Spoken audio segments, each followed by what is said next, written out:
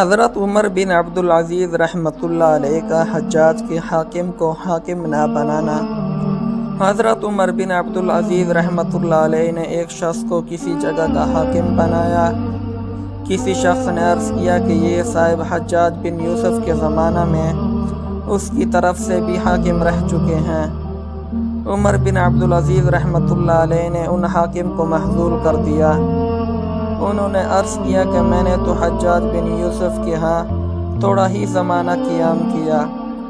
عمر بن عبدالعزیز رحمۃ اللہ علیہ نے فرمایا کہ برا ہونے کے لیے اتنا ہی کافی ہے کہ تو اس کے ساتھ ایک دن یا اس سے بھی کم رہا۔ فائدہ مطلب یہ ہے کہ پاس رہنے کا اثر ضرور پڑتا ہے۔ جو شخص متقیوں کے پاس رہتا ہے اس کے اوپر غیر معمولی اور غیر محسوس طریقے سے تقوی کا اثر پڑتا ہے، اور جو فاسقوں کے پاس رہتا ہے اس کے اوپر فسق کا اثر ہوتا ہے۔ اسی وجہ سے بری صحبت سے روکا جاتا ہے۔ آدمی تو درکنار جانوروں تک کے اثرات پاس رہنے سے آتے ہیں۔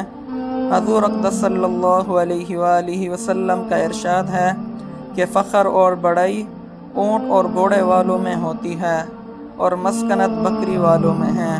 حضور صلی اللہ علیہ وآلہ وسلم کا ارشاد ہے کہ صالح آدمی کے پاس بیٹھنے والوں کی مثال اس شخص کی سی ہے جو مشک والے کے پاس بیٹھا ہے۔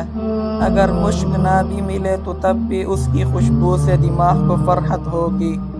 اور برے ساتھی کی مثال آگ کی بھٹی والی کی سی ہے، اگر چنگاری نہ بھی پڑے تو دھواں تو کہیں گیا ہی نہیں ہے۔